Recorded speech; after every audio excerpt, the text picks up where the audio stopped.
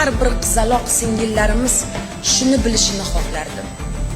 Agar Xudo ko'rsatmasin, boshiga kulfat tushsa, qonun undan yuz o'girmaydi. Har bir ayol shuni bilsinki, uni jimgina zulmga chidashga hech kim majbur qila olmaydi. Har bir bola xabardor bo'lsin, davlat uni himoya qilishga majbur.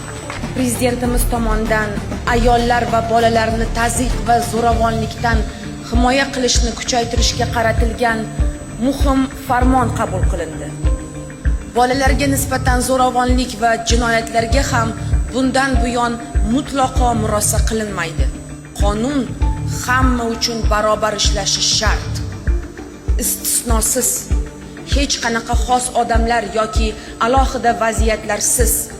Bu gap har kimga, respublikamizning har bitta burchagida birdek taalluqli va buni hamma anglashi lozim.